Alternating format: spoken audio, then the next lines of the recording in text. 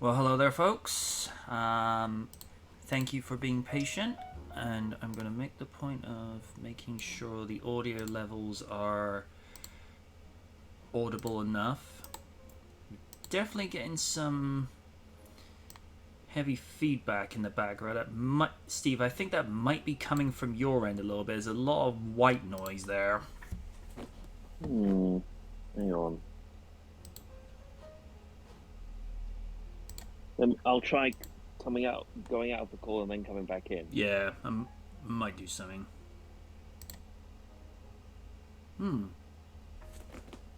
It's very strange. Because I'm definitely hearing it. Is it coming from my end? Oh, Liz, that's so much better. Thanks. Oh, but I didn't do anything. Well, whatever you did, keep doing it. that's all I'm going to say. Well, we're here for episode 186. And just like the last 2 weeks, we're going to begin with a roast. Uh-oh, who did what? See, this is a kind of a thing we've covered before. Yes! That topic has risen its head again. Oh dear God! My God, no. Oh, I know. I'm going to get a headache from this train wreck of a cliche. Now, we reported on this earlier this year where Lohan would play the role... Actually, it's Lohan, according to her. Would play the role of a spoiled rich heiress who ends up getting amnesia in a skiing accident and falls for the guy that takes care of her while she attempts to get her memory back. Now, I'll be generous a moment.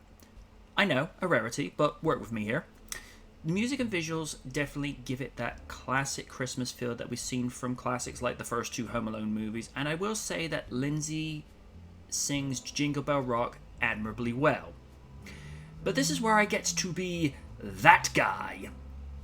I feel like this is something we've seen before, and the fact that this is released on November 10 as opposed to December 10 is a giant red flag for me. It's like having a Christmas special in November at 2 WWE.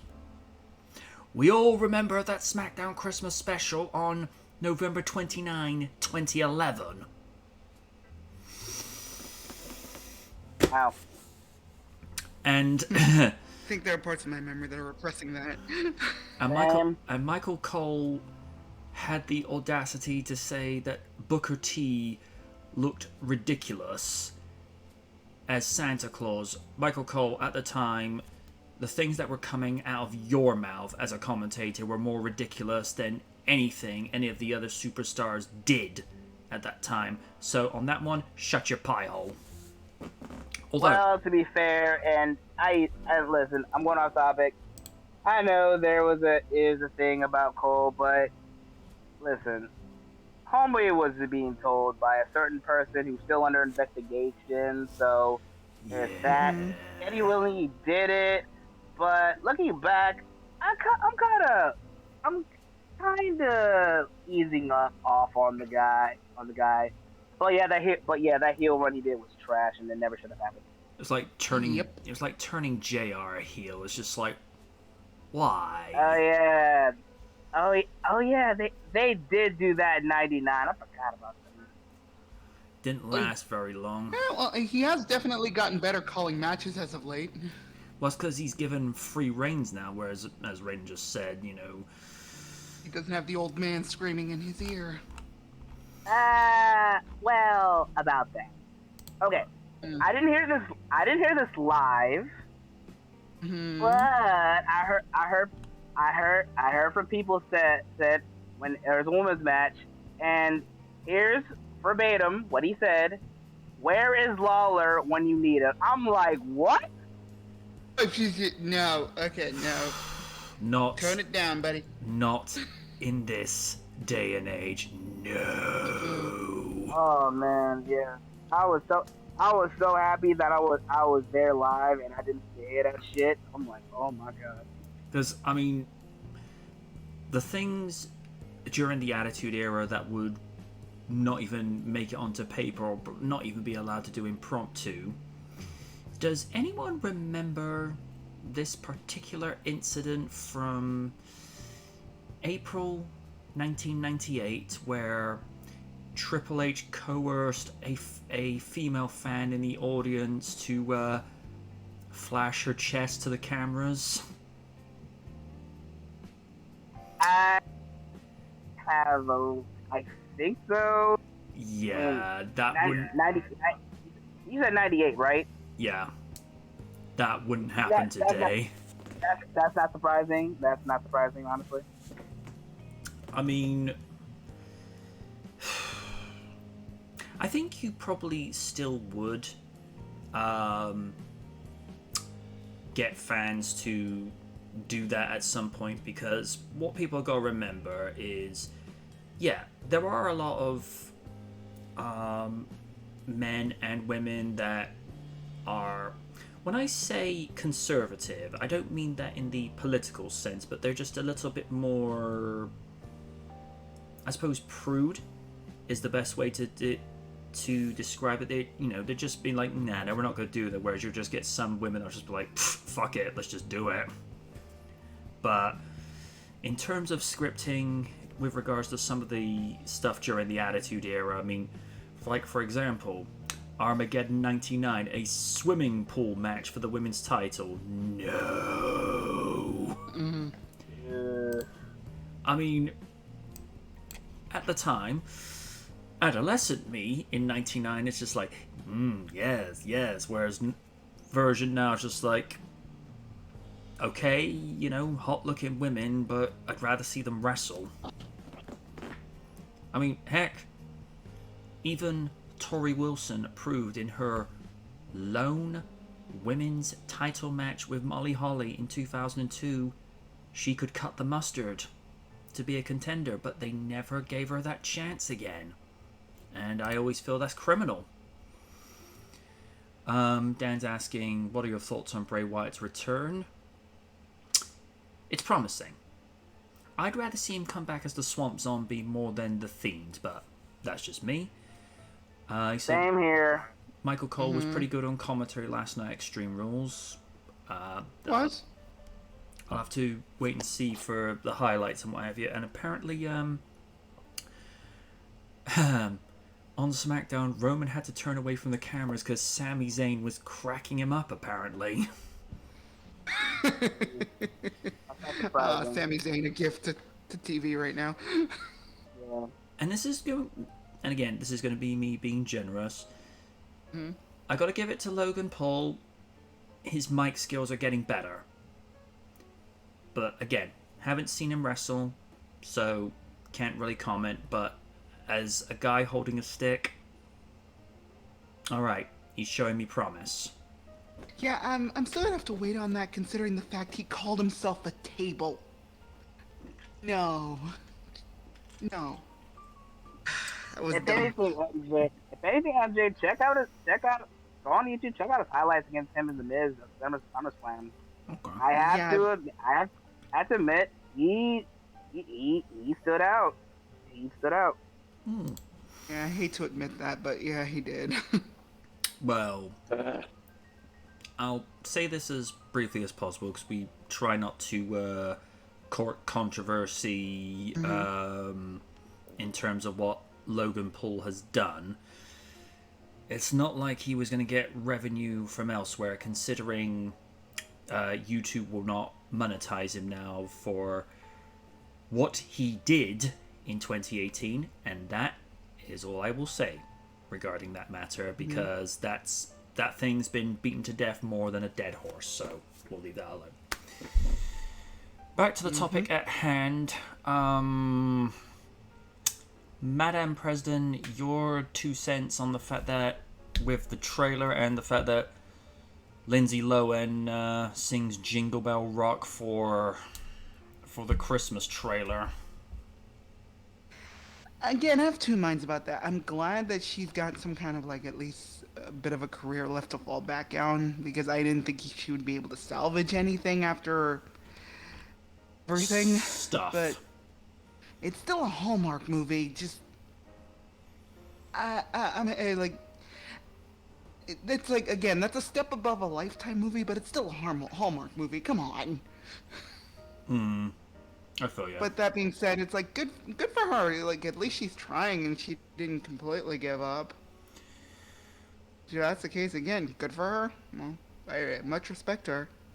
I think it's like All I'll say about that. I think it's like with anything. When you look at the falls from grace that Robert Downey Jr. and Mel Gibson respectfully took. Now, with regards to their respective falls from grace, RDJ did it to himself with substance abuse. But once he paid his dues, once he paid his time, he took whatever opportunity he could get, and he made something of it. And now he's considered one of the greatest superhero character actors ever. And Mel Gibson, I would say he was probably not completely in a good place, especially when you call a female officer words that I will not repeat online. But he did that without being under the influence of something, or at least that's what we'd like to believe. But he slowly found his foot back in the door, and it was RDJ that actually helped him get his foot back in the door. And in the case of Lindsay, it looks like she's taking what she's been given, and it's just like, this might not be the greatest opportunity, but let's just make something of this. It's like, this could lead to bigger and better things. I just only hope this time around, if she gets back to where she was before she fell, she stays on the straight and narrow. But I've been wrong before. Sir Stephen, your 2 cents. Meh. Not really. Don't really care, if I'm honest. Mulligan? Yeah. Does Master Raiden say the same? Yep. I will say I definitely agree with Liz that I'm happy that Lindsay is doing more things. That's respect of after all the 50 went through and all that. But I can give a rat's ass about the movie if I'm being honest.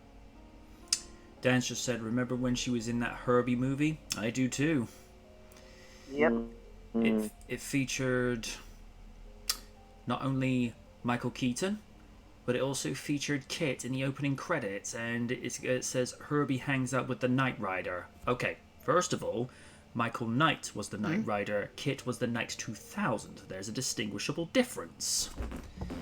I hate when Hollywood doesn't pay attention to small details. Like, oh, but you're such a nerd. It's like, yeah, yet you chastise people like us when we get our shit wrong. So, door swings both ways. It's Hollywood. They don't care. They did? I feel like they care if you have people like, say, Christopher Nolan and Tom Cruise in creative control in some capacity, because let's call it like it is.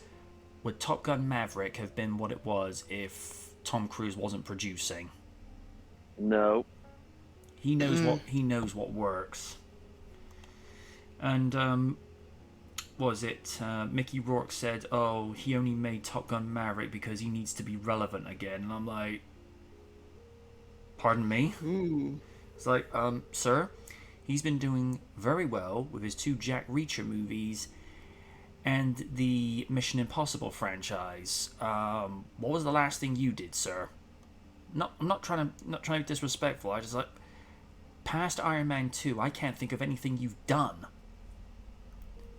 Because the movie he did before that was The Wrestler, which I do hear very good things about that. I really need to get around to watching that at some stage. But like I say, Iron Man 2 was the last credible thing I heard him doing. So, like I say, I don't think he's in any position to complain on that one. On to the next topic, and let's be fair, people would ask us to cover this one way or another. Hold on. Super Mario fans share their disappointment at Chris Pratt's character voice. Oh, Well, boy. Oh, yeah. I feel like I'm in the camp of disappointment, as while I like Chris Pratt as an actor, I don't think he's the right fit for Mario if he's not going to provide an Italian-American accent. It'd be like if someone played the late Eddie Guerrero in a biopic, but instead of a Mexican accent, he sounded Australian. Gore, crikey, love, I'm Eddie Guerrero, I'm gonna go win the WWE title from that there Brock Lesnar. Liz would be like, oh, hell no.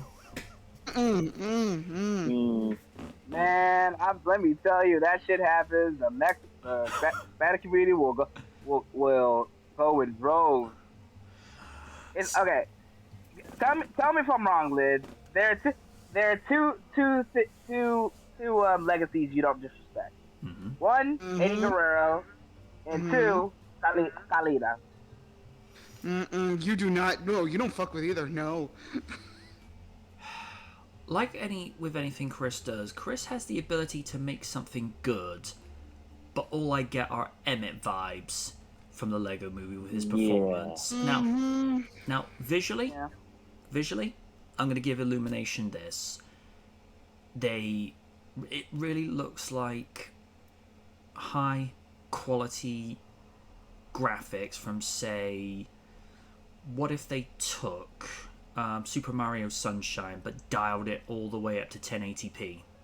That type of colorful and luminescent. And Jack Black as Bowser, perfect, because Jack's a lovable rogue. You know, we just love him for stuff like that. And I like the fact they kind of incorporated a little bit of Luigi's Mansion vibes with Luigi running around what seems like a haunted castle, which I thought, okay, that's being cool. chased by dry bones. Yeah, so Definitely with the haunted theme there. Like I say, presentation-wise, it looks good, but it's always that one small detail that could ruin a movie. I mean, imagine that there's an alternate reality where they didn't change the design of Sonic. No. Oh boy. There's probably one out there. It's like I've said before, and I know I've covered this so many times before, but it kind of needs to be said again. I get what they were going for with the original design, because they wanted to have it a little bit more realistic, just so that you could look at the design and think, okay, I can buy that. The problem was, it was maybe freakishly realistic, whereas the happy medium that they went with, it pleased both parties. It looks like Sonic, but at the same time, he looked plausible. Madam President, your thoughts on Chris Pratt's current voice delivery as Mario? Okay, there's gonna be a bit of a story here. Uh-oh. Oni was a little bit nervous about this one because he considers Mario one of his childhood heroes, and he saw a bit of a rendering of the of what he thought was going to be the look of Mario, and let's just say he was not very happy about it. This was before the trailer dropped. He thought that the trailer was going to drop on Wednesday, but no, it dropped on Thursday, so we had to wait around for that. He watched it. We both thought it was good.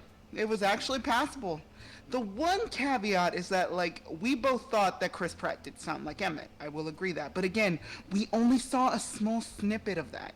Until I hear at least a full vocalization of that, I will be content with my final judgment. But until then, I'm still on the fence. Everybody else may be like first 10 seconds sucked. It's it's 10 seconds. Give him a full shot before you say, fuck this, I'm out. Look, Chris Pratt isn't exactly my favorite person nowadays, but at least give him a shot before you completely write him off. And from what I heard from New York Comic Con, Bowser got a full like holy shit reaction. Luigi, in 10 seconds of Luigi, the crowd lost their minds. Mario shows up, not a reaction from anybody in the audience. So that kind of says a lot. But again, as I've said earlier, I will wait until I hear at least a full performance before I give my final judgment. But until then, it's just 10 seconds, people. Calm down. Sir Stephen? It's one of those caveats, like Lid said. We need to see more of Mario's voice and maybe his portrayal in maybe a future trailer before we can make another judgment. But I've seen another trailer. I think it was the French dubbed version, and the actor there does a bit more of a faithful Mario rendition than Chris Pratt. So I can. So the main reason why they brought Chris Pratt in there is because he's a hot commodity at the moment for all his roles in all those movies, including a future Garfield movie where he's going to be voicing Garfield. Yeah, yes, that is going to be a thing. It's just, I think they should have gone with an unknown. Yeah. Oh, totally agree. And I see Dan's written about SMG4 doing a parody trailer for it. Oh, good lord. Yeah. I believe he's got more pressing issues coming on in a future video, which will be coming out next week. But Nice. that's going off topic. The one thing I will say I did like this trailer is just Bowser's smug face. Yes. I'm just... If that's not meme material, I don't know what is. Do you yield? I do not. So that's all I gotta say. with regards to the Garfield movie, I'm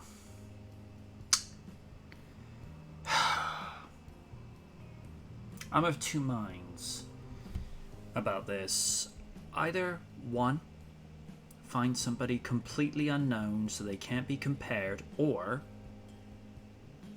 and this is my inner child talking, find, when I say a good sound-alike, I mean a nigh-on perfect sound-alike for Lorenzo music, because until I hear someone do it better, Lorenzo is still the true voice of Garfield. And he did actually voice a very good Peter Venkman in the first season of The Real Ghostbusters, but Bill Murray comes along and says, Venkman sounds too much like Garfield, and then some 20 years later, he ends up voicing Garfield himself. Ain't that ironic? Irony is a fickle thing. Yes.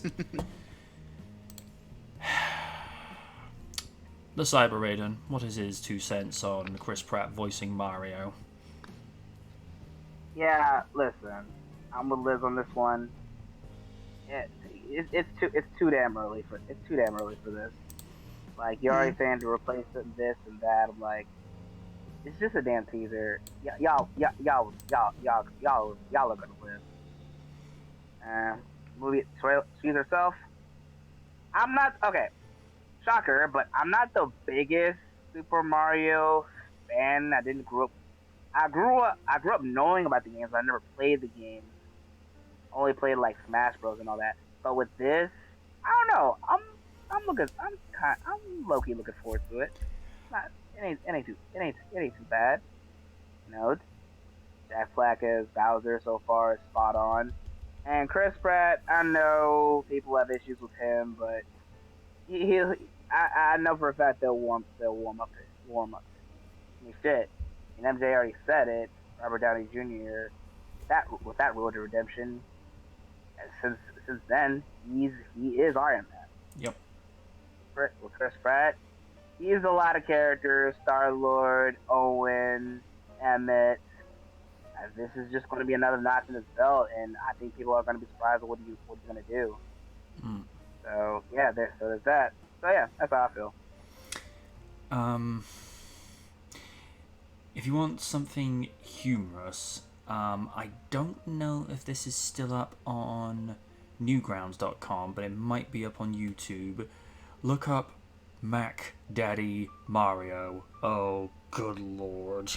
It's like early to mid 2000s Flash style videos, but it's like Mario if he was a hip hop disco Mac Daddy. I'm not kidding. Oh my god. It's one of those, oh, I gotta see this shit to believe it.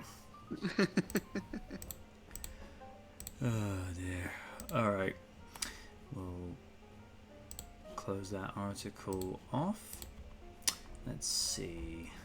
Now, this was an article I was going to share last week, but because we were already overpressed for time,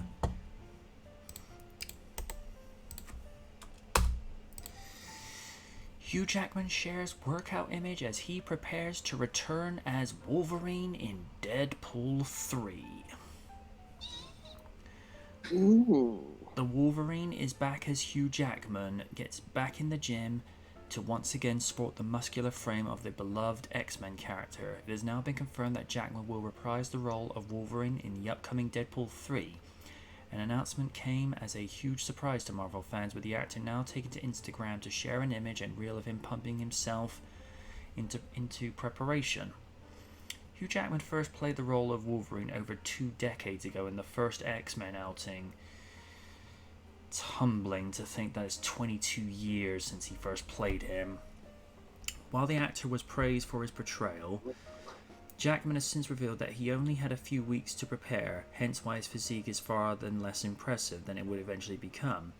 Jackman has now played the role multiple times, each time putting in the hard work to bring the Marvel superhero to life in live action, with the actor often topping the list of the greatest physical transformations. Because I think even The Rock said that in The Wolverine he was huge Jackman. Evidently, Jackman wants to continue this legacy, with the 53-year-old actor taking to social media to show off his efforts, with a reel appearing alongside the caption, "And so it begins." The revelation that Jackman will return as Wolverine in Deadpool 3 came out of the blue last week when Ryan Reynolds suddenly shared a video to Twitter. A video that broke the internet, as they say. Since then, both Reynolds and Jackman have appeared together to answer questions regarding how Wolverine will come back and whether this will affect his pitch-perfect finale in 2017's Logan. That's actually a very good point as well, by the way, because we have been extremely candid that, if you bring him back, is this going to taint what happened in Logan? Because that was the perfect send-off. Because you go out whilst you're still on top. You have questions? Reynolds begins. Yes, I've had a lot of questions, and Jackman adds, but rest assured we're going to answer them right now. Like, for example, how is Wolverine alive after Logan? Logan takes place in 2029. Totally separate thing. Logan died in Logan.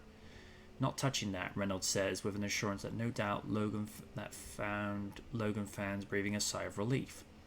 After teasing with what's to come, you don't actually hear anything as Wham's jaunty 1984 hit "Wake Me Up Before You Go Go" kicks in a major Deadpool-style troll move. The two actors act out a fight between Deadpool and Wolverine.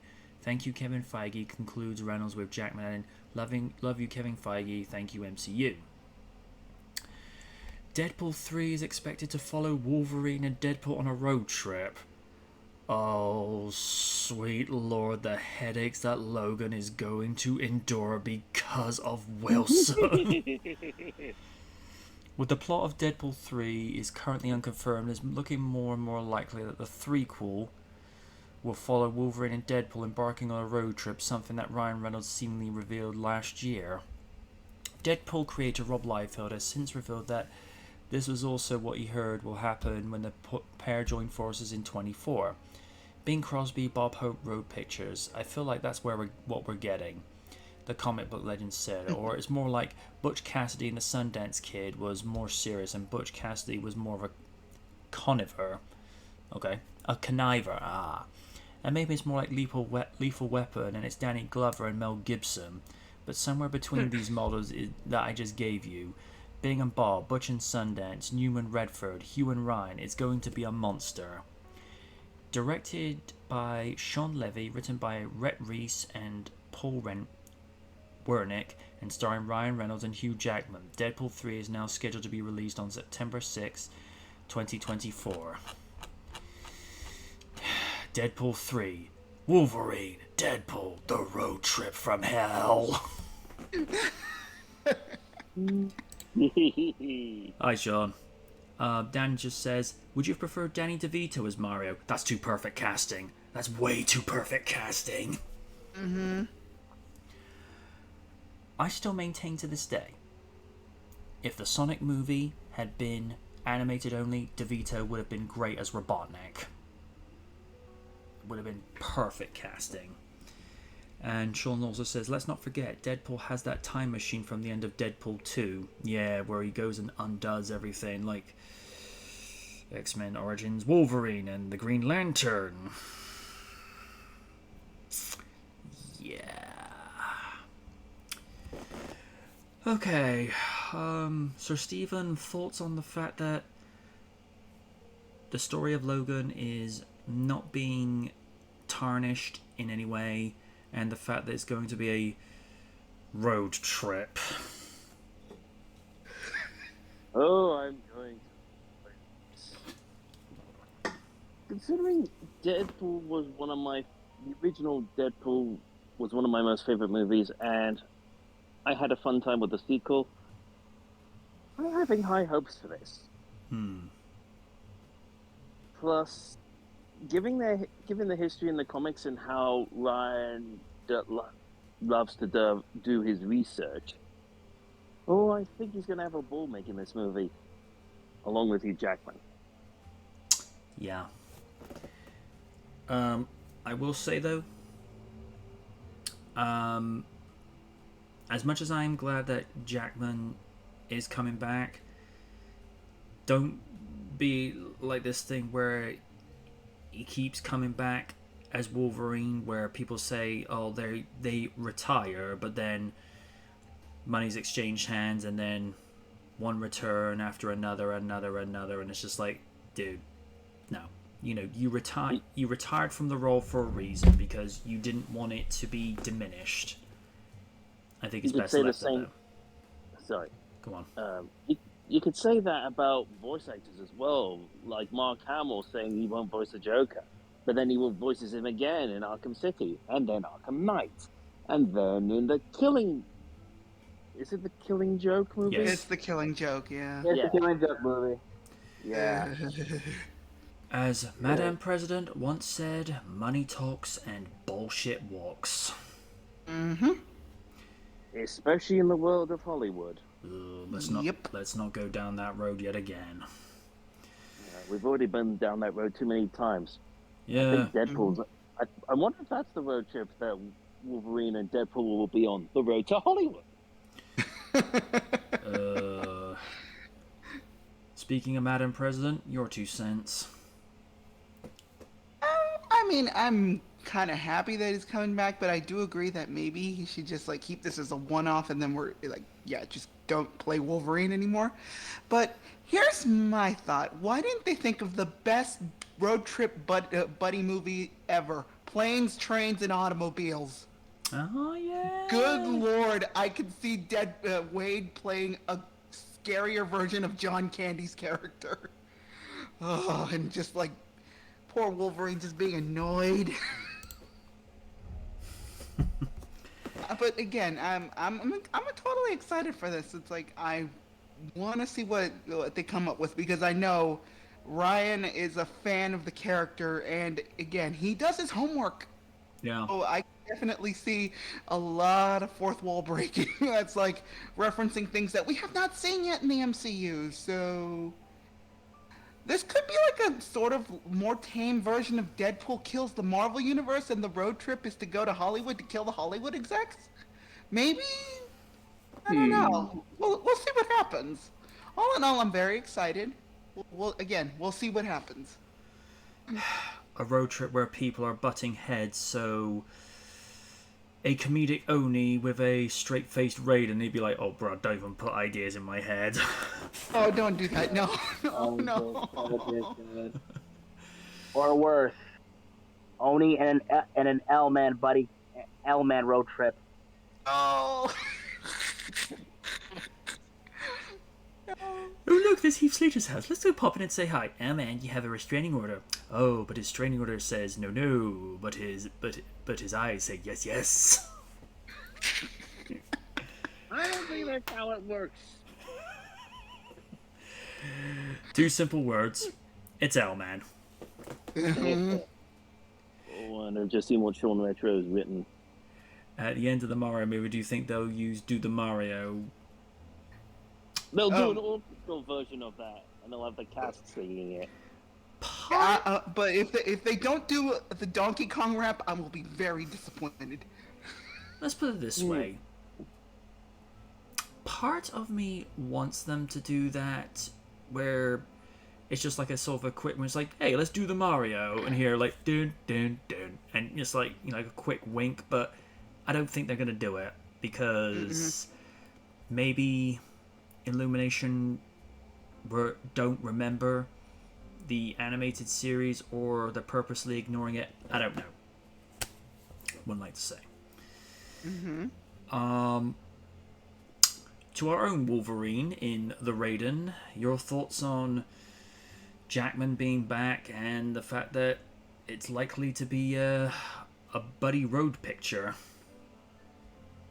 I mean, listen, we were all shook that Jack was coming back as Wolverine, but as a buddy, but as a road trip offering, hey, I'm down. Hey, I'm down with that either way. And I love the first Deadpool. I thought the second movie was the same old, even though it's okay, but there's that. But yeah, listen, I've been waiting for this for a while now, and honestly, I don't look forward to watching this. I just want the X-Men in the MCU that badly, man. I need it.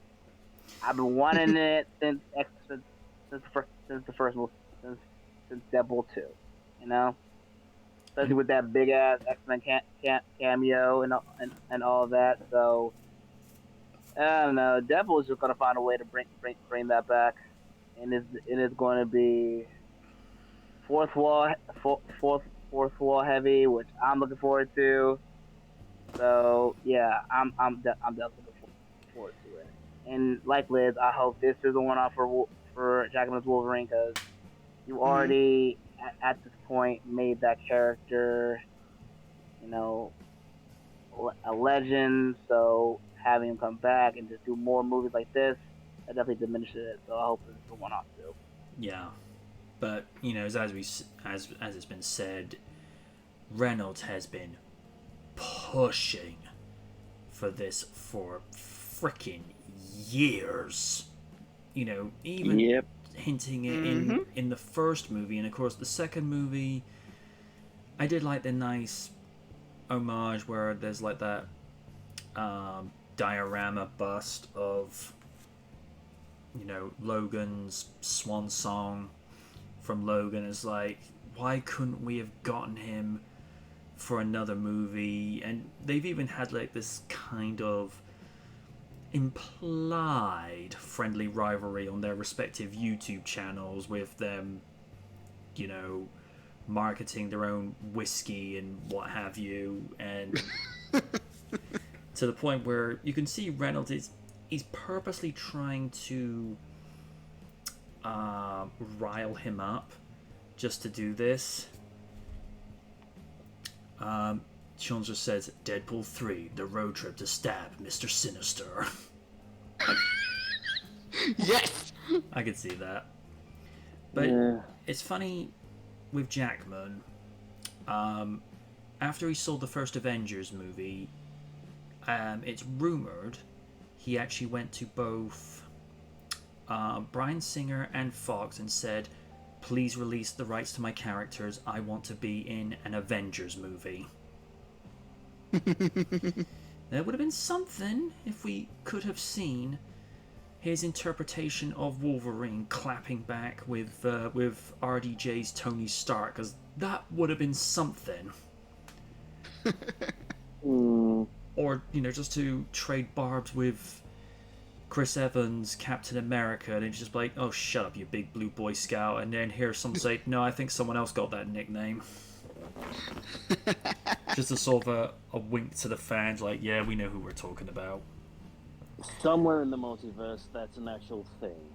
Just not in this universe. Mm-hmm. And speaking of, Hollywood, Man of Steel 2. We want it. Want it now. Okay, that's that topic closed out.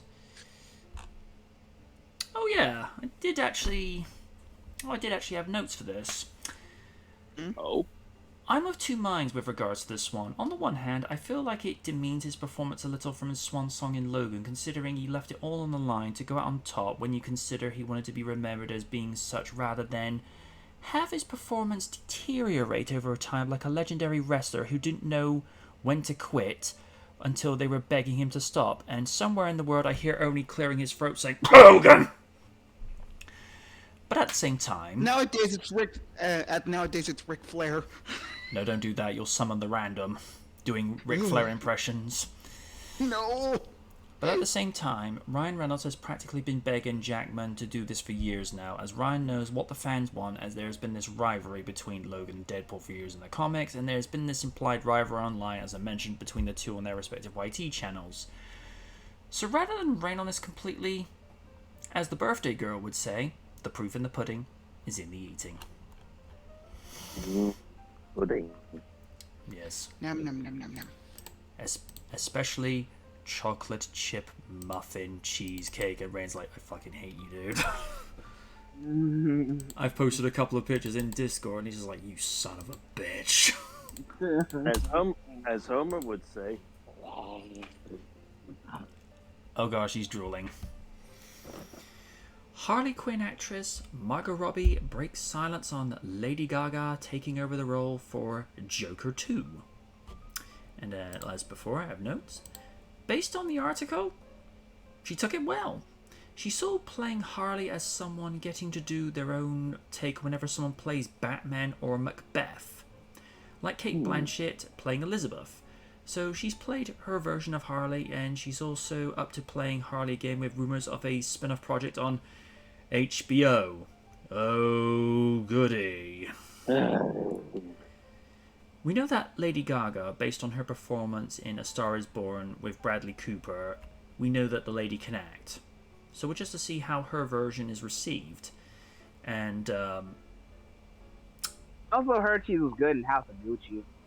I did hear that too, even though the movie itself didn't favour as well as it would have cared for at the box office. Was that pre or post World Crisis? I think it was pre. It was, Okay. I believe pre, yeah. Okay. I don't know. It was. I think it was playing earlier this year or late last year. I think it did. I think it did come out this year.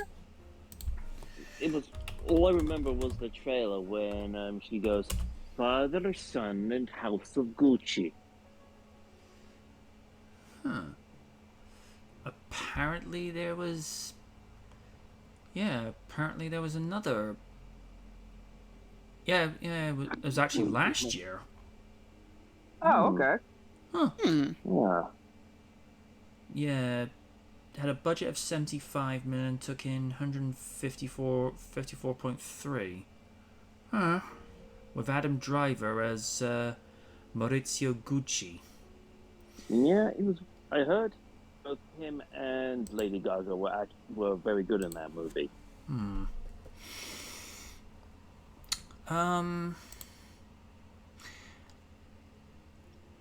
As to how Gaga will be as Harley, because Harley's very kind of ditzy, very energetic, kind of balls to the walls crazy, and Gaga's not really known for that type of...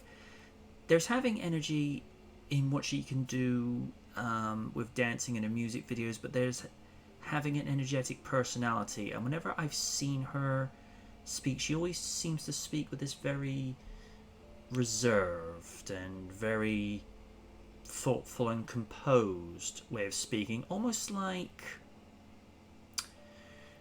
Steve might agree with me on this. She almost speaks like an American, more sultry version of Lady Penelope would sound like.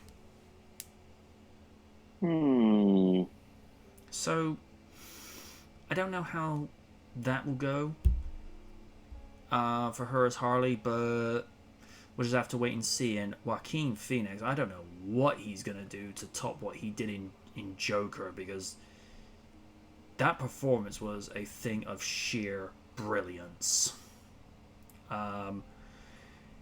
It's definitely something we're a little bit unfamiliar with Joker. I mean, whereas before with the Joker, it's a case of the accident caused him to go crazy, whereas this time it's because of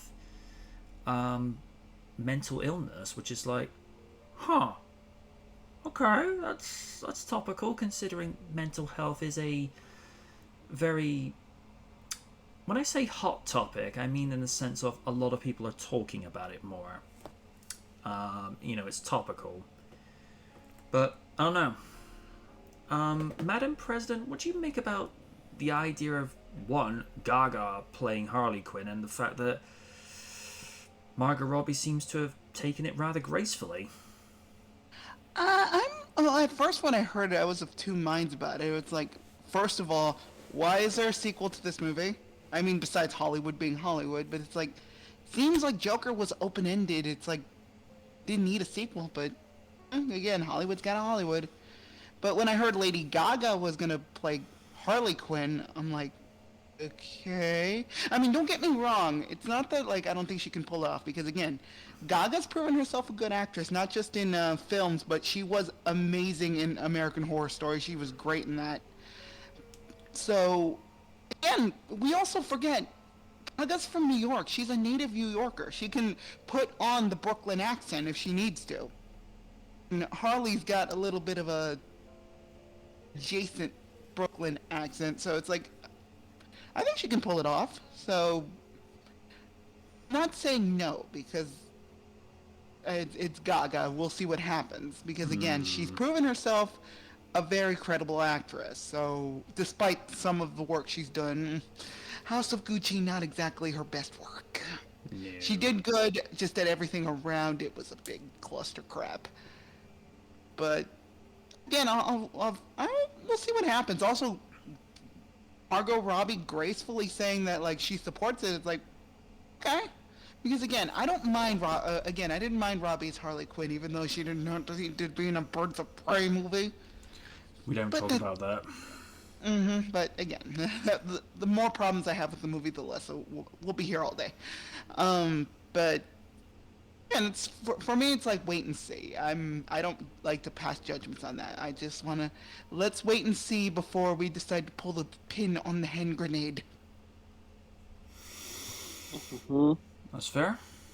Sir Stephen? Well, I actually think it's rather noble of actually putting it like that. I mean, everyone has their own particular way of portraying a character. We've seen it in the past with the incarnations of Batman, Spider-Man, and many other fictional characters in film. It's a question of what Lady Gaga will do with her particular portrayal. Considering the Joker was a different film to come out of Hollywood in the last few years. Yeah.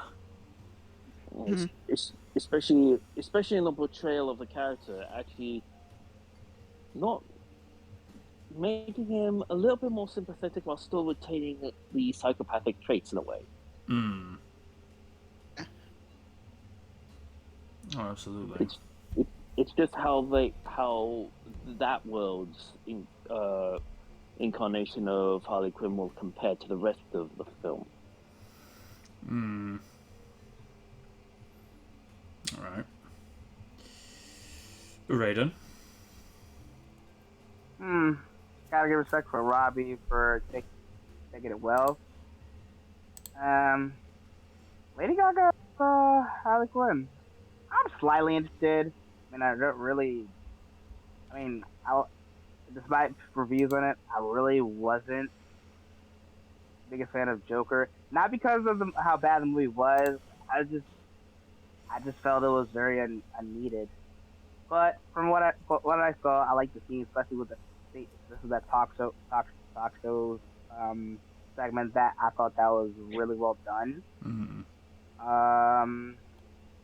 Yeah, honestly, don't really care for Joker 2, but I'm really interested to see what Lady Gaga does with Harley Quinn because I feel like she's a pretty damn. She has proven she's done pretty good acting, even though in bad movies, especially in House of Gucci. I also remember her in Machete Kills when she was one of the chameleon disguises. So I'm a little interested in it. So see what she do. Okay.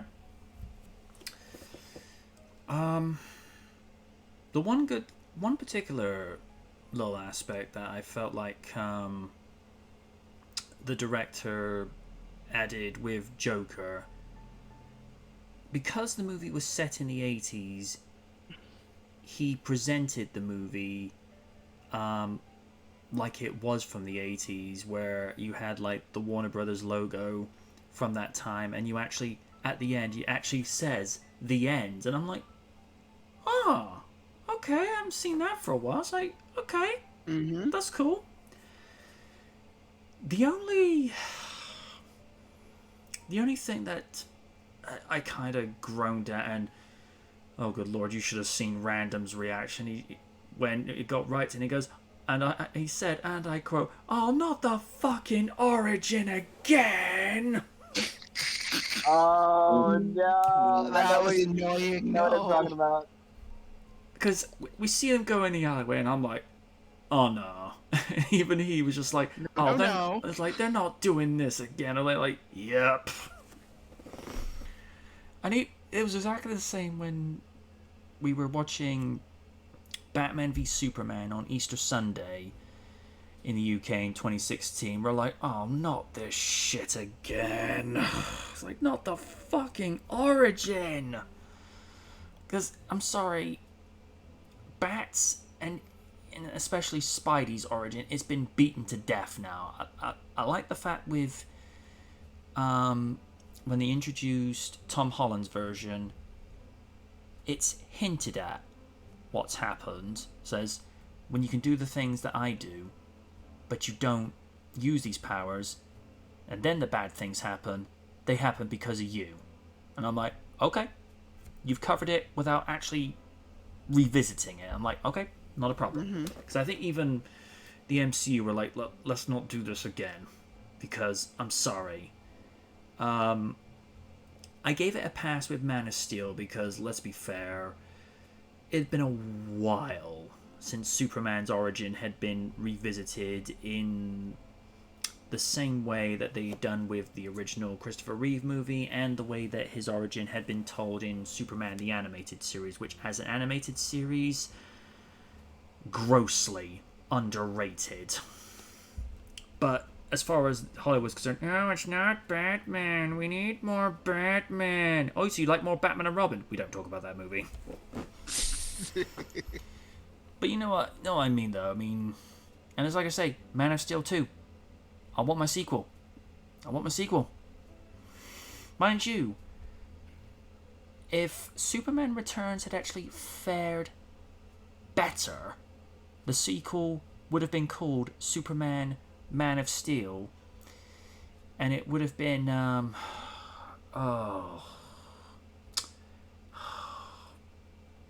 trying to remember it would have been Metallo, and it would have been the bank robber gunman from the roof that had that, let's call it what it is, the cannon machine gun that he had on the roof of that bank.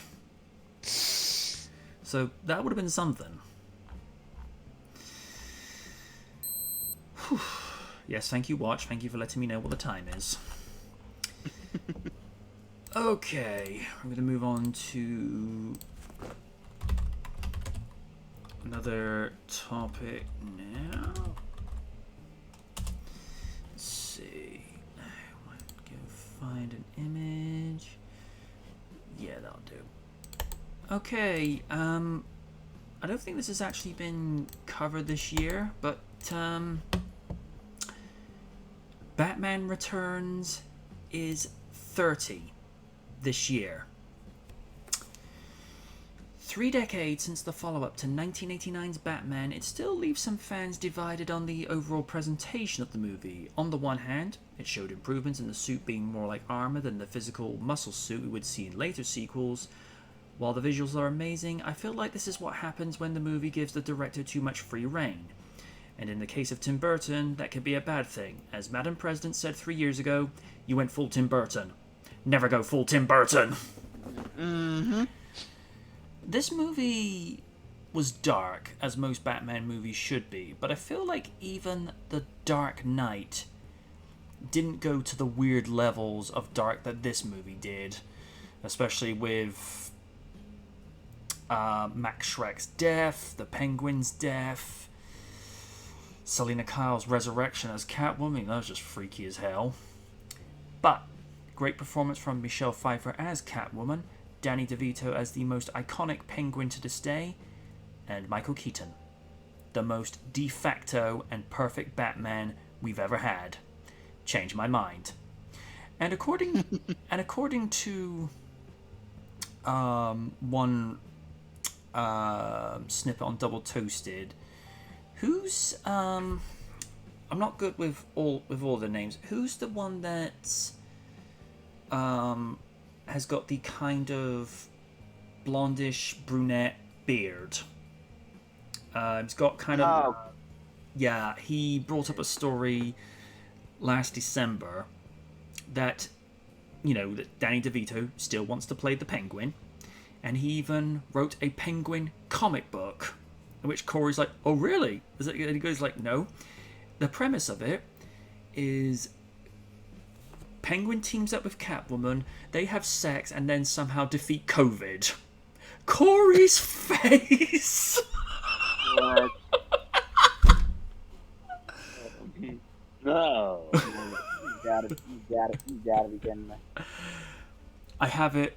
I have the clip on my phone somewhere. I might upload that up to Facebook at some stage because for whatever reason it's not available online. It's just one of those things. You hear those words come out of his mouth and you're like, hang on, wind back, I need to hear that again. I'm just like, what?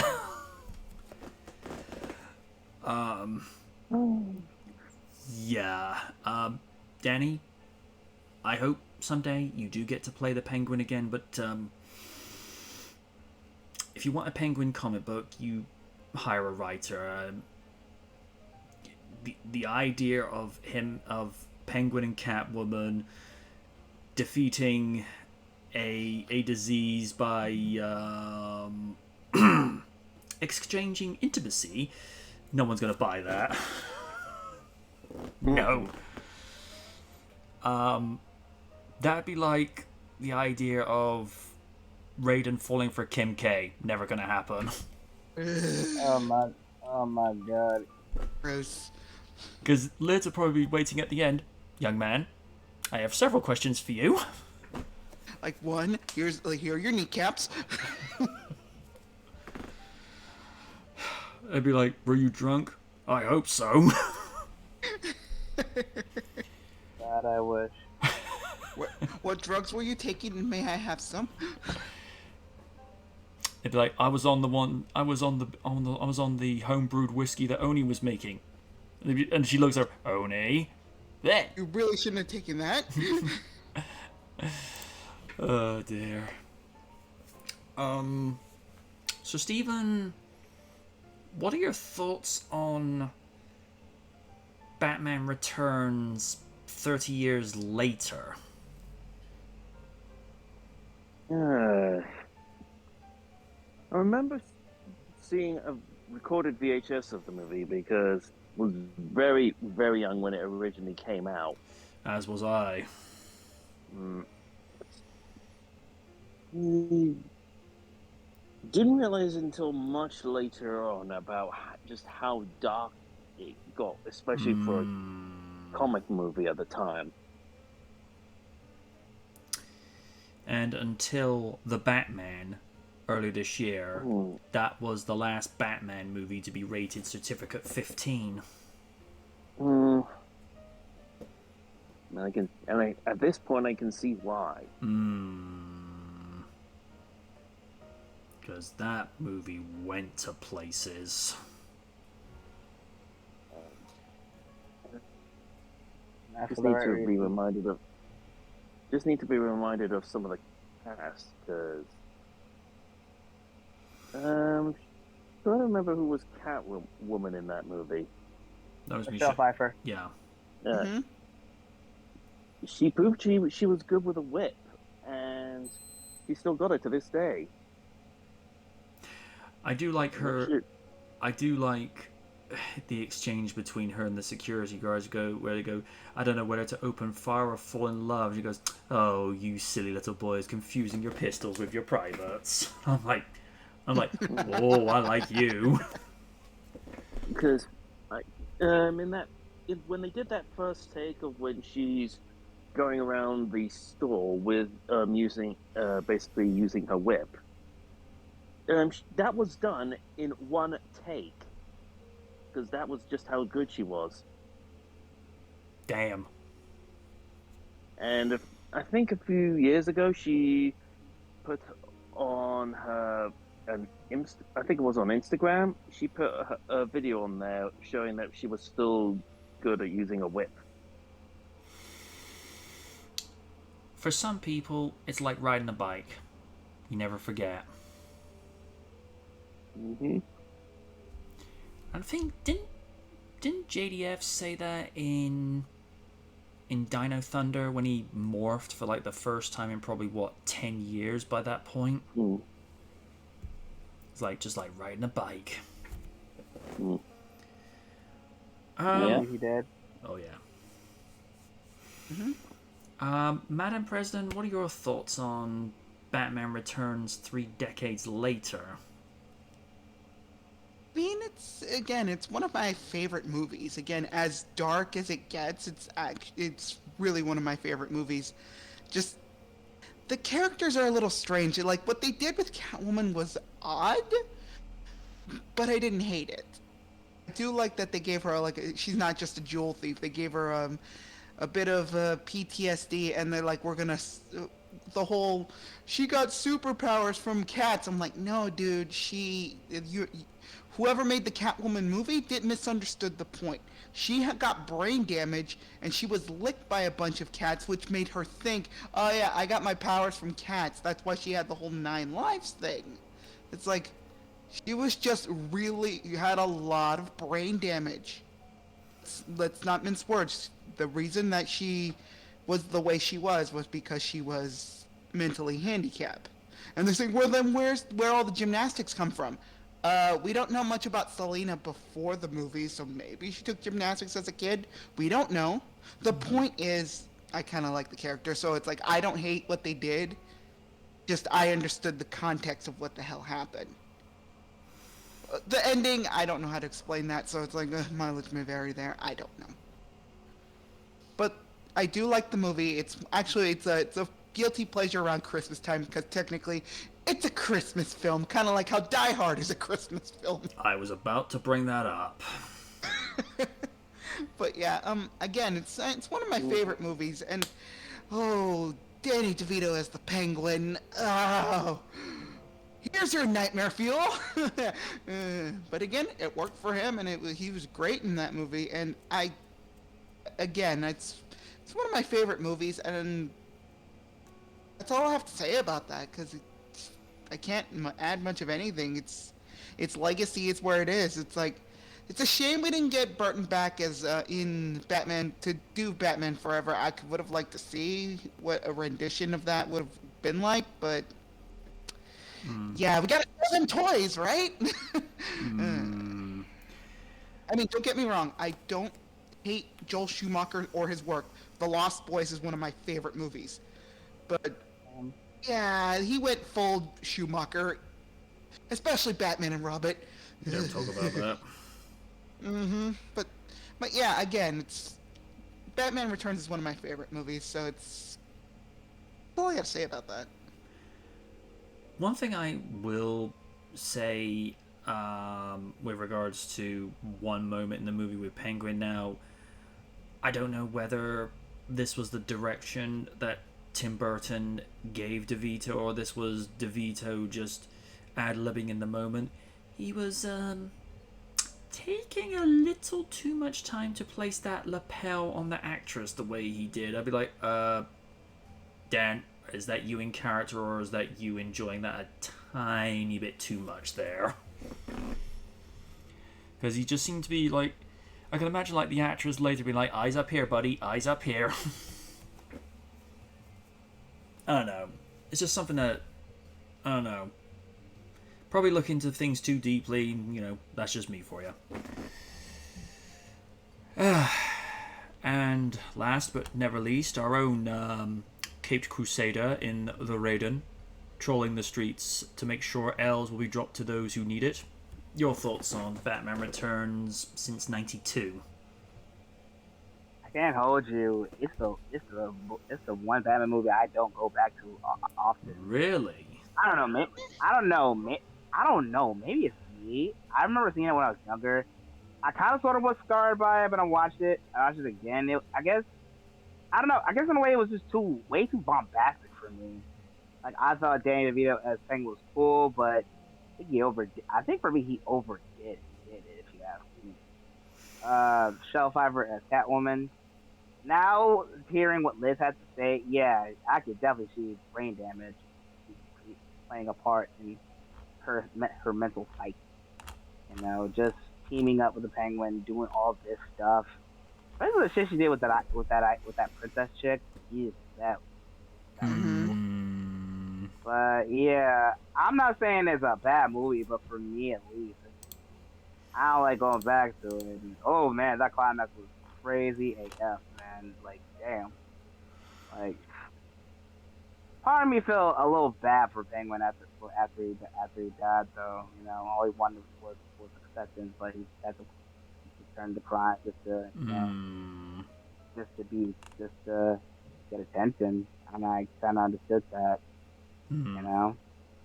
So I think what it is a good movie, but for me, I think it was just way too much. I thought the first Batman movie was really good, really simplified. You finally got the psyche of like who Bruce Wayne is, what he represents, why he does what he does.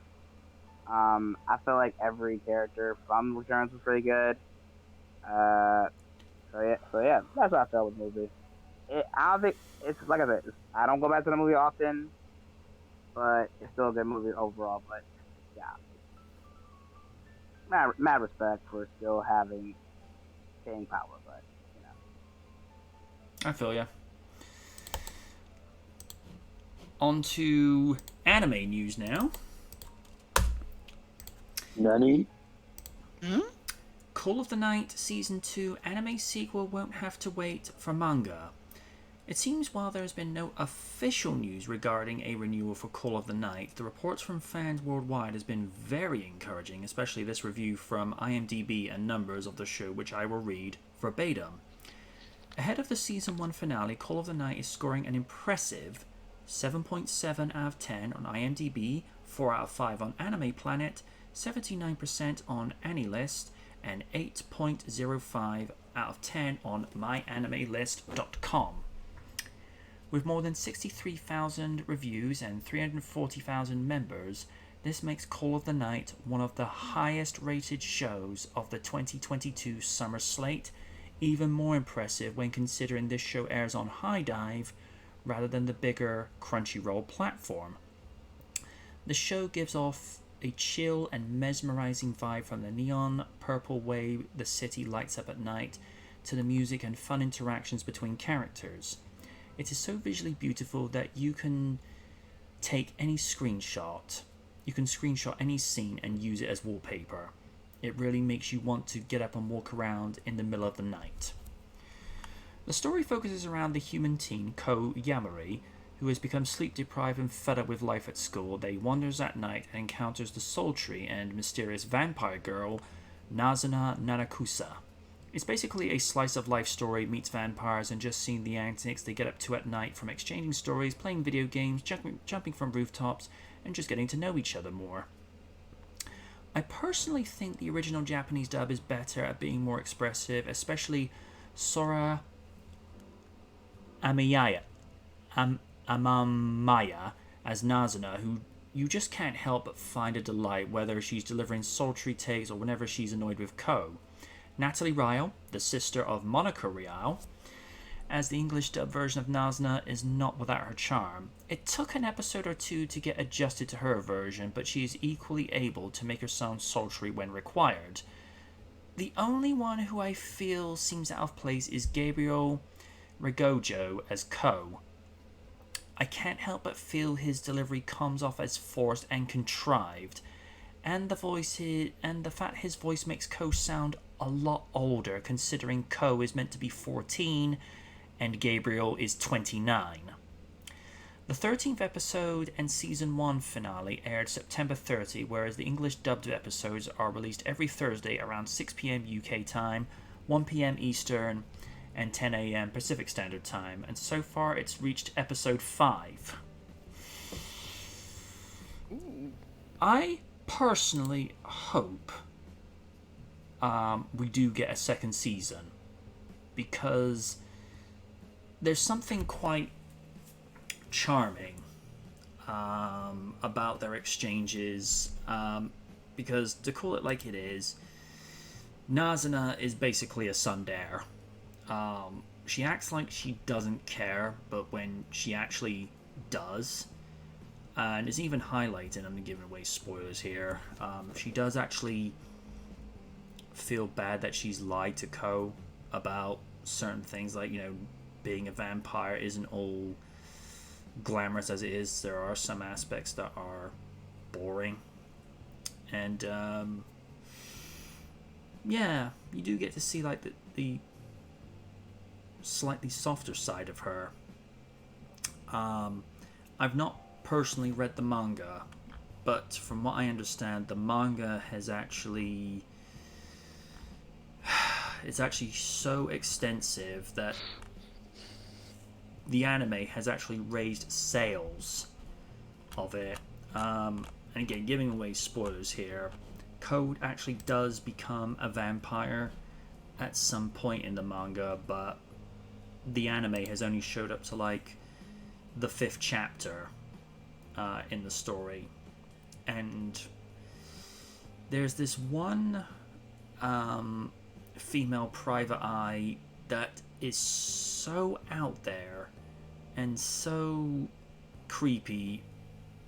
Raiden will watch her scenes with the lights on. Oh, jeez. She's like, so you want to become a vampire, but you never stop to think about what might happen to you if you don't turn into one. Because basically the deal is he has to turn into a vampire within a year after first being fed from. Otherwise, if it doesn't happen after a year, there's no way he can become one, and the vampires know that he knows of their existence, so therefore he's seen as a liability. Well, shit. And this lady seems to know how to kill vampires with a silver ring, and just turns them into ash as the sun comes up. Ooh, nice. I don't know the specifics, I don't pretend to know. The only things that I've seen in this where there's some stereotypical tropes of vampire tropes is they don't cast a reflection, but they're able to show up in digital photos, because even the short-lived TV series Moonlight, which was originally named Twilight, but they changed the name because of the shitty movie series that came out. Yeah, I said it. They changed it to where vampires could never show up on film, but if they're shot via digital film cameras or digital photo cameras, they'll show up as plain as day. The way it works with vampirization in this particular fiction, if the human falls in love with the vampire and the vampire drinks from them, then they turn into a vampire. And I'm like, shouldn't it be if the human falls in love with the vampire and the human drinks the vampire's blood, wouldn't that turn them? And I'm like, okay, it's your world, your rules. I'm just thinking, that'd be like going after a werewolf, biting the werewolf, and you then turn into one and be like, what? Because they almost technically did that in season 5 of Angel, where they had that wolf girl, where the members of this particular club and banquet were actually going to eat her while she was still alive. And I'm like, what? Like, wouldn't that have like massive repercussions on the digestive system, knowing that you're eating stuff that could do you harm? Yeah. And of course, I like Angel's response after like they took her away. She ends up biting like one of their lackeys. He goes, "But we got no werewolf to eat." And he goes, "Oh, in a month you'll have one." I'm like, okay, that's a good zinger. But yeah, I've pretty much been waiting ever since I got High Dive. I've been waiting every Thursday evening for the English dub episodes to pop up, and like I say, Natalie sells it as Nazana. Gabriel, I don't necessarily think it's his fault. It might just be the direction he's given, but it's like when you hear someone talented doing a voice role and you can tell that they're either not right for the role or they're just not being given the direction they should be getting. You can hear it in their delivery and you're like, come on, they're better than this. So that, and I think that like the reprising thing I like is Nazana will love lewd jokes, but bring up the subject of romance and she starts clamming up and gets embarrassed. And there's this one clip from, I think, episode 4 or 5, where Ko thinks he's fallen in love with her just because the two kissed the night before. So this is episode 4. He exposes his neck, saying, "I'm ready for you to take a bite from." And she's just like, that's indecent. Cut out that lewd pose. Because to her, him exposing his neck, it'd be like if you exposed body parts.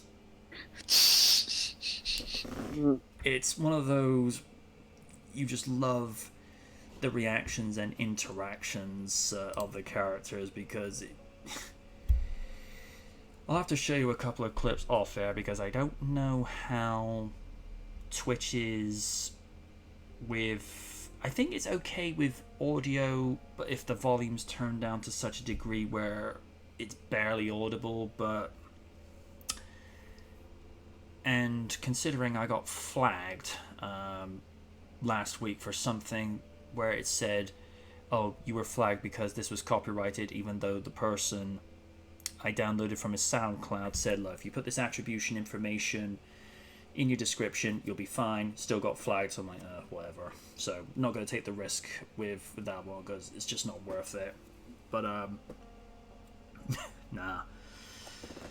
Nah, I'd be waiting expectantly to maybe get a new season, maybe next time, this time next year, because apparently the animation company that made the first season have already got their hands full with something else for the next 6 months. And animation takes a long time to do.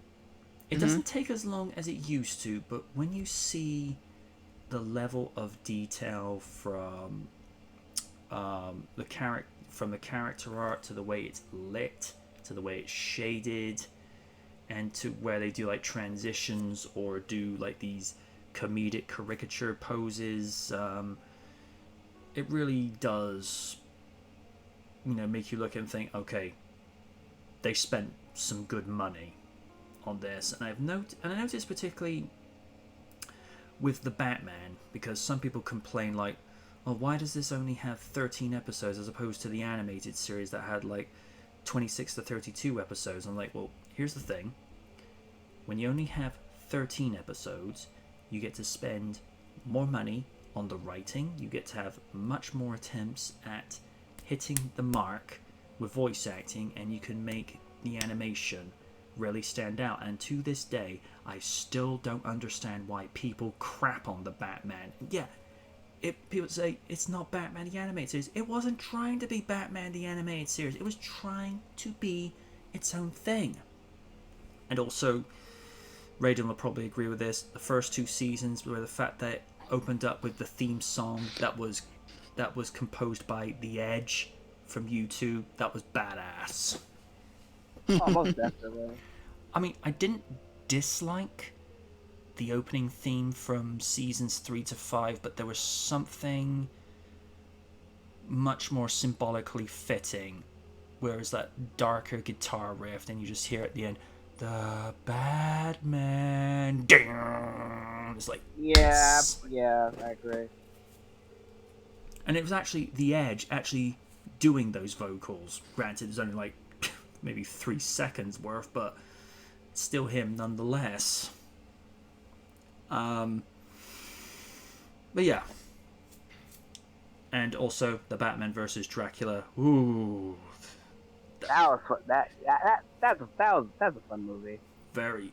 It was actually surprising the places it went to, considering it was supposed to be a kids movie, when it's clearly being aimed, the content in it was aimed at a much more older audience.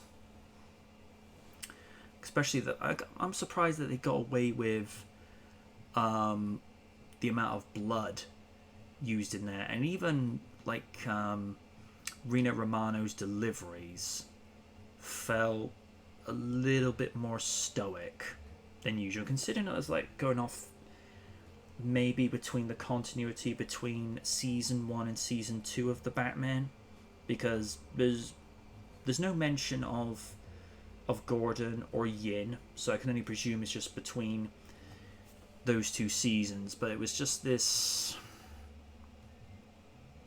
much more sober approach.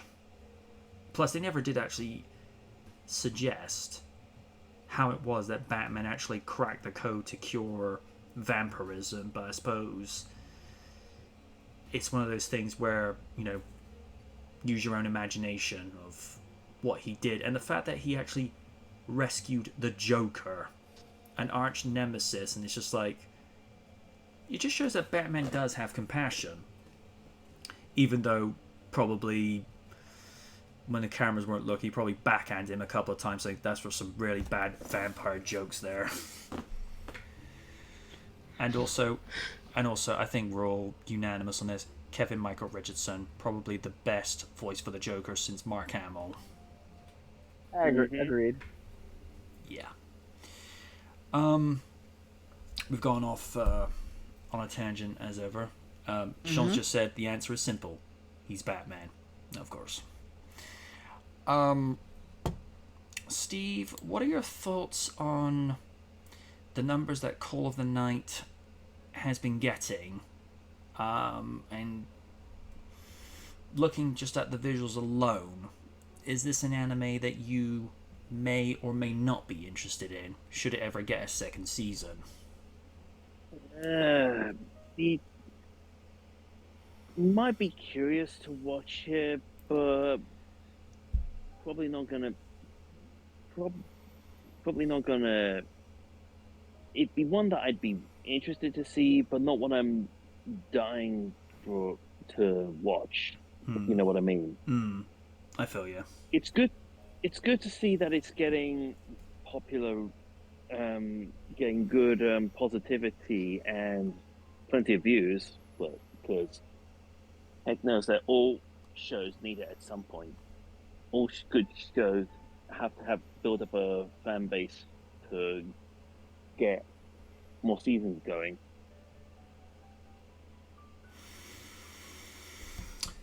All right.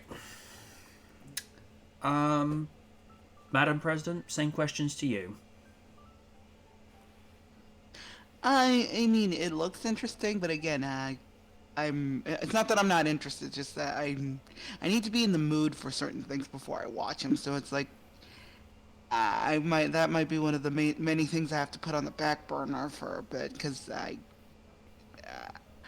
don't hate the series. I didn't say that. It's just I need to like I got a lot of stuff on my plate to watch right now, so it's like I'm a little behind, so I might have to wait a little bit before I watch anything like that. So it's sort of a mini mulligan. So even though I went on a teeny tangent. I did actually get Nuclear Shark interested in it because I shared one picture of Nazuna to her on Twitter, and she's like, "Oh, good lord!" She saw a couple of clips, and she said once she's gotten done with ReZero, she said Call of the Night's next on her list because I impressed upon her how visually gorgeous the art style is for the show, and the fact that Nazuna is just a little bit kooky, but she did even actually say that when I happened to say I got through the first season, because on her Twitch soundboard, if you share 50 bits, it will actually read out what you're typing in the chat, and she's listening to reading what the automated voice is reading out that I've typed, and she's like, I can't wait for Call of the Night, and I'm like, you're not going to be disappointed. I mean, heck, even the opening theme, I don't know whether it's jazz or jazz with a little mixture of hip hop. There's definitely a little bit of something in there. And to our own Blade in training, same questions to you. Like Liz, I'll give a mini mulligan to this. Like her, I have a lot of stuff to catch up on. I mean, I'm now on Cyberpunk Edge Runners, but I'm kind of having second thoughts because I've heard what the spoilers is in the ending, and I'm like, I don't want to see these characters go off like that. But with this, your reviews, I might check it out. So there's that. All right. Okie dokie. Let's see. Got another article, and this will concern Nintendo Switch fans.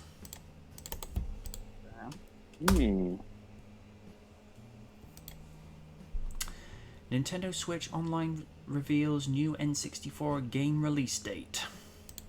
Ooh. Mario Party and Super Mario Party 2 would be joining the N64 Alumni Club on the Nintendo Switch Online list. Considering the great list from GoldenEye to Pokemon Stadium and 1080 Snowboarding were released previously, this is likely to please fans. Yep, this is a tweet readout from Nintendo of America. Pilot vehicles, master challenges, and taking breathtaking sights in Pilot Wing 64 coming to Nintendo Switch for Nintendo Switch Online plus expansion pack members on October 13. Yeah. So Stephen, is this something that interests you, or because I think you've only got PlayStation, haven't you? I have a Switch Lite. Fair enough. As well as a PS5. Okay. So, it could be interesting. Part of me wonders if, with the release of all these games, considering they've done it with the previous consoles that have come before, will the majority of the 64 library be coming online to the Switch? Fair question. All right. Madam President, is this something that will likely appeal to you and Master Oni? I think so, because again, it's when they announced Pokemon Coliseum or Pokemon Stadium. I forget which one it was, but it's like I got excited. It's like I've never played these games because again, I couldn't afford a Nintendo 64, so this might be interesting. I might want to play that. But got Oni really excited was GoldenEye. It's like because that's one of his favorite games. So I might be interested in that. We'll see what happens later if I have enough to get the pass and all that. So this could be fun. I might be interested in that. Considering GoldenEye is considered the template for modern FPSs. Mm-hmm. Raiden, thoughts? Sounds cool. I can't hold you. Buy purchase a Switch. Maybe. I mean, I already have a Steam Deck. And emulation is key. But I don't know. For me, when it comes to Nintendo, I don't know. I guess it's just a little honor in the sense of buy the system itself and just like play the games, especially Stadium, because I used to enjoy playing that back in the day. Usually when I'm at a friend's house for like an event, we always play that. And yeah, GoldenEye is basically the godfather of FPS, so that's a keeper. So it's cool. Alrighty. Now this is an article that I put together, and I'm going to try and read this as tactfully as the intentions were made with it. Changes are coming to real features. Some aspects that have been changed to real features is getting good numbers from YouTube analytics. The audience retention has increased, particularly with Terminator Dark Fate. Sweet lord, the hell we all went through for that movie. And the views are going up as a result. Minor side tangent. The Death of the Incredible Hulk movie review has almost gotten 6,000 views. How and why, I don't know, because I don't consider that one of my best reviews. Yet YouTube, for whatever reason, that got results from people. I don't know. Don't know what to tell people on that one. Now, this is down to fine-tuning to the voice recording in front of the camera and behind the mic, and repositioning the camera closer and reducing the white noise as a result, and also recording at a time of the day where I'm not likely to disturb too many people. This also comes to the writing being descriptive, but finding that balance to where I'm not overloading my dialogue. But it seems, judging from the analytics, and I've had a small conversation with Kaiju, some don't care for the mock trailers, customized openings, the credits, nor the blooper reels. Now, I happen to think the blooper reels is me showing some humility, because it's showing that you're not above making fun of yourself, and it gives the audience a chance to see what it was taken out. Remember this: if you can poke fun at yourself and laugh, you have a sense of humor. Why do you think the late George Michael called his 1998 Best Of album Ladies and Gentlemen?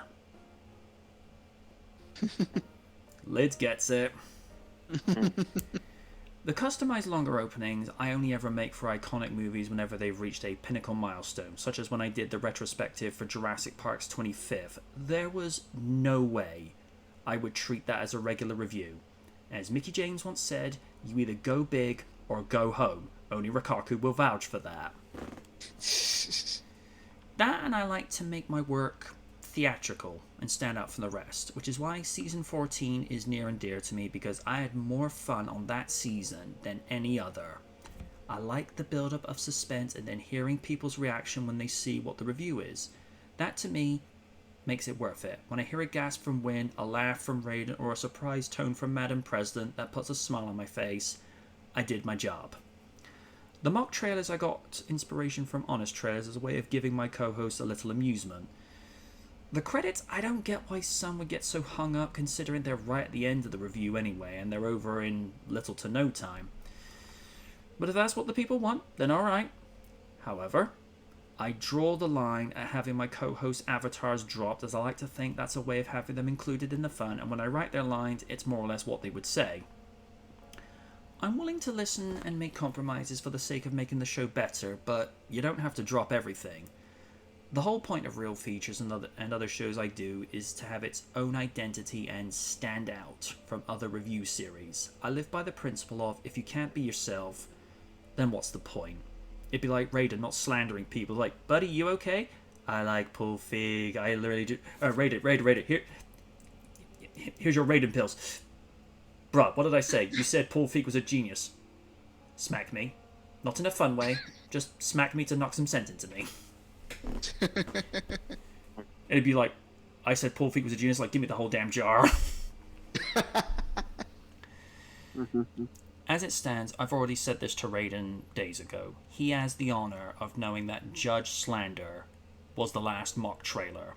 And that was the direction I was going to go in, to make the trailers a little more original and be more inspired by the movies I was reviewing, rather than just making a mock parody.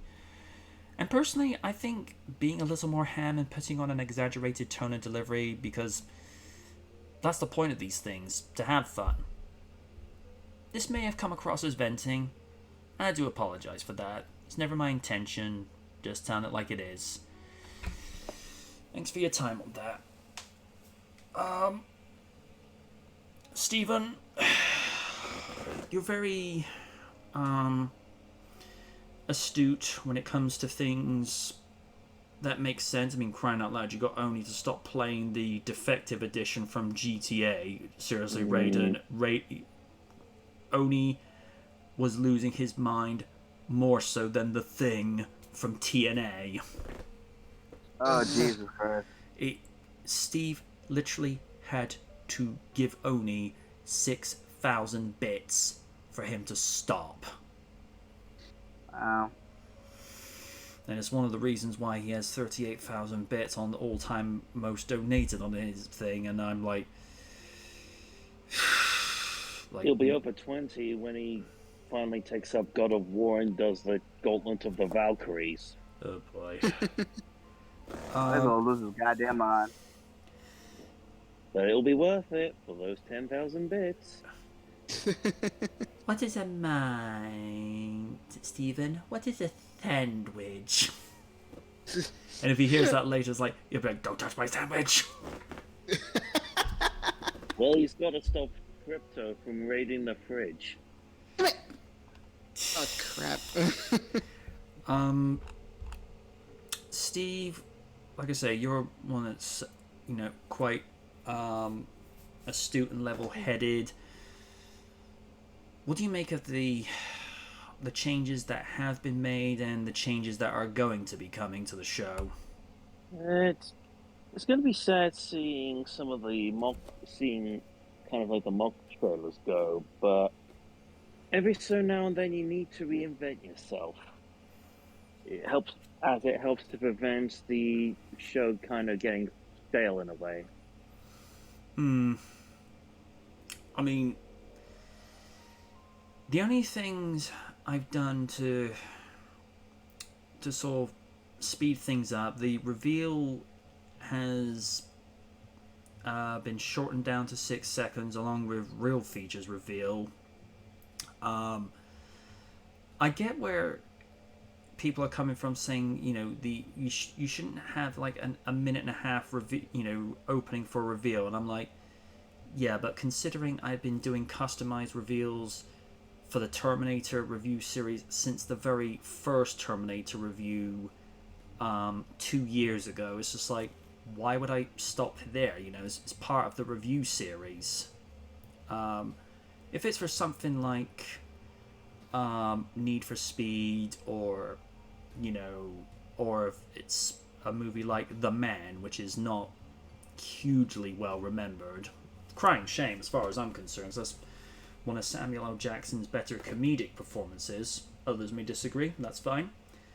But I wasn't going to do something that wasn't that iconic. I mean, Jurassic Park, like I said, there was no way I was going to treat that as a regular review, considering that's still to this day one of the most groundbreaking movies ever to grace cinema. I felt like I was doing it justice by doing that, and I'll probably do something similar if I ever do review it again, but with the quality upped. Because if I was to present a retrospective for Jurassic Park today, I would do it with the quality that I've got now. And for some reason, I'm hearing commercials in the background. I don't want to hear that. That's better. Yeah, if I was going to do the review today, it would be to the style that and standard I've set myself now. But at the time when I did the 25th anniversary retrospective, that was me raising the quality. Again, I don't get the whole thing about people getting uneasy about the bloopers and the mock trailers, because the bloopers is there. It's just to provide some comedic relief and just to show what didn't make it into the final cut. But, you know, it is what it is. Madam President, same questions to you. I mean, change is a good thing. I'm not saying that it isn't. Just, if that's what you need to do, then right ahead. Change what you need to. No one's gonna force you to not do it. If this is what you need to do to cut down on certain things that people may not like, that's fine. It's about how your audience feels. It's not about how... I'm not gonna... let me word it a better way. It's not that you're giving into what the audience wants. It's just that you're making it a lot more entertaining for the audience, so that they won't sitting there waiting for you to get to the point. In YouTube land, it's like you gotta move fast. Otherwise, if you don't grab your audience right away, they're just gonna click off and go to a different video or just go somewhere else. Point is, you gotta grab your audience right away. That's why, unfortunately, clickbait's a thing. But try to find a good way to grab your audience and not resort to clickbait. Otherwise, you're going to be no better than certain other individuals I'm not going to make a mention of. The point is, No. I think what Kaiju was trying to do is help you, and that makes sense. So, in other words, take his advice, because at least he knows how to grab an audience. I've seen some of his videos, his more recent ones. His intro's short, to the point, gets to the point why we're here. Even the title of the video gets to the point why we're here. It's not a clickbait title, but it's like, get to the point, this is what it is, there we go. So again, he understands that, because he's been in YouTube for long enough to understand you need to grab your audience. Yeah, so just take it for what it is. It's not him being malicious, he's, trying to help you. Okay. Raiden, would you agree with that? Most def. I mean, yeah, this guy's been on YouTube for a while now. And constructive criticism can always be a good thing. No matter how hurt you can be with stuff, like, you gotta take it in stride and just like improve on it. I feel like you've done that. That's what a real feature is. So I'm looking forward to see what the change is going to be like, and of course we're still all going to support you as friends. You know what I mean? So Thank you. Yeah. But it's like I say, because he'd said once before, some people might not, see the point of our avatars, and I'm like, yeah, but you guys are my friends, and this is my way of having you join in on the fun, and it's kind of a commentary within a commentary. It's just like, bruh, don't get me started on this. And apart from that, it kind of furthers the joke, but without kind of like what Feedbusters do, where they kept going on about Patrick Swayze's ghost within a joke and just keep overextending it to the point it's like, okay, we get it. Let's not do this. Mind you, I felt like that movie was a cruel joke within itself, but even cruel jokes have some form of humor to it.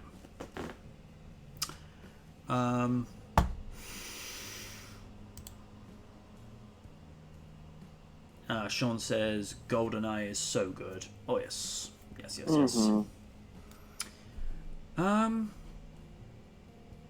Yeah. What was there any other topics left over from? No, I think. Yeah, we've actually covered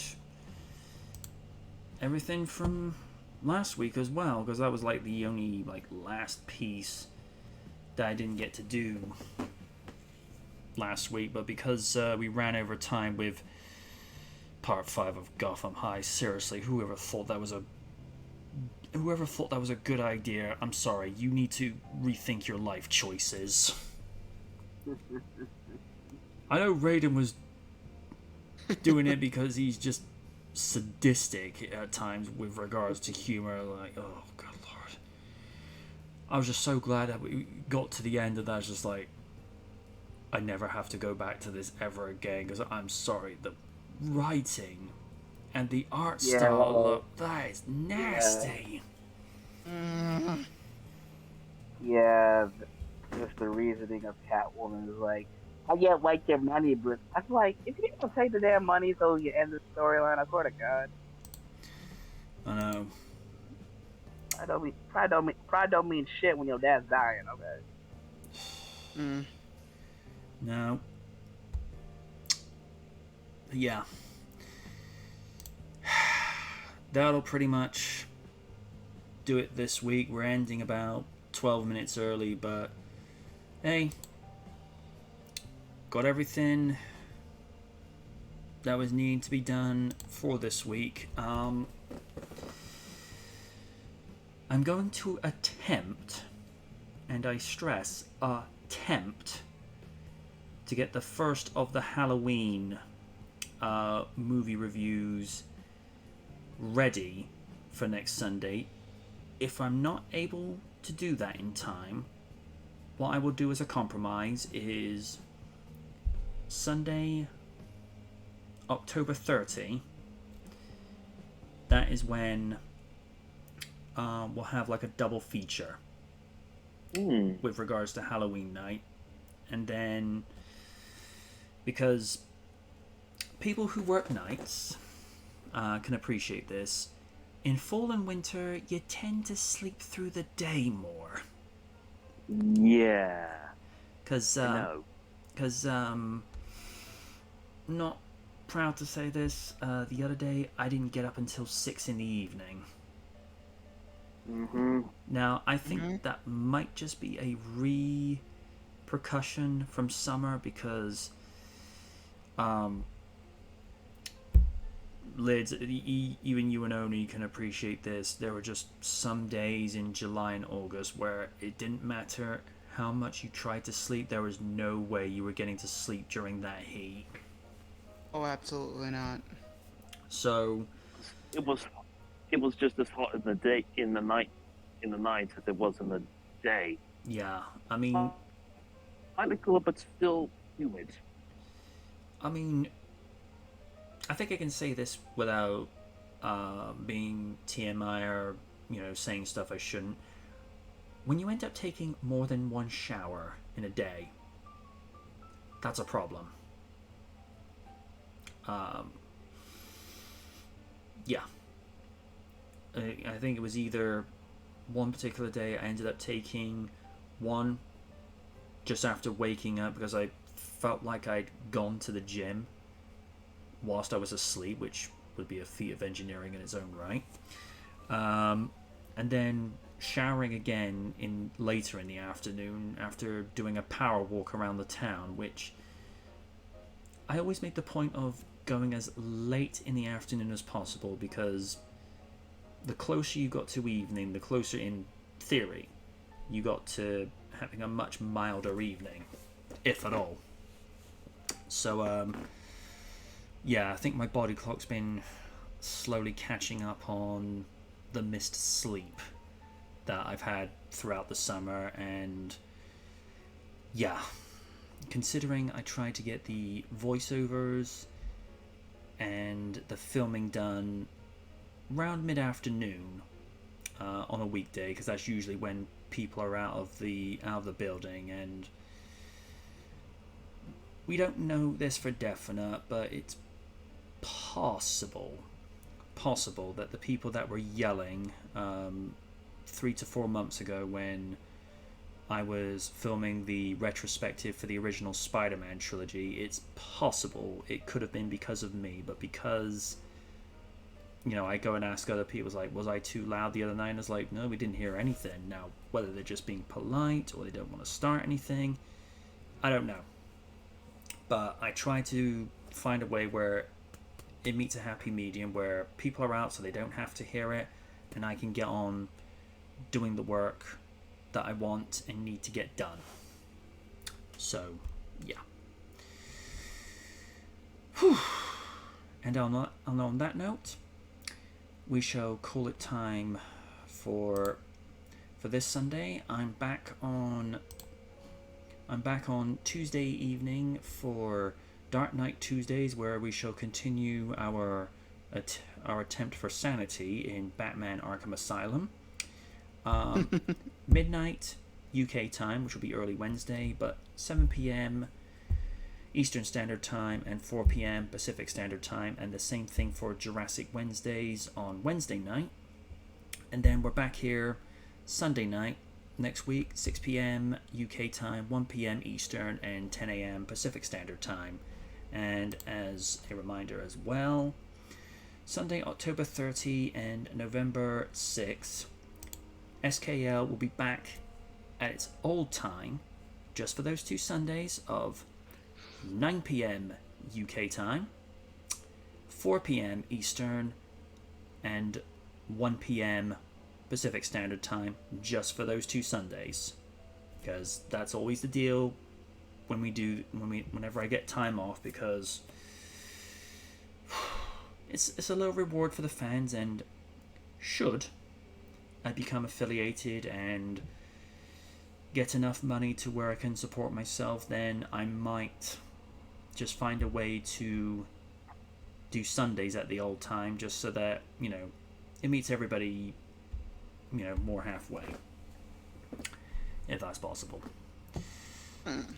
So, until next Sunday, I have been the Knight, saying good night from the night. Stephen? Yeah? Your bit? Good night. Good night, everyone. And don't forget to check out Kaiju Noir's comics on MJ Knight's Teespring page. Yes, Stephen, thank you for plugging my work, and also go to twitch.tv/Odirakaku for his delightfully sane gameplay. It's like, sane? Well, he didn't. He did freak out at an evolution of a Pokemon, so it's like. But yeah, that kind of segue. Come to twitch.tv/Kitsune Rakaku and join me for more adventures in Pokemon.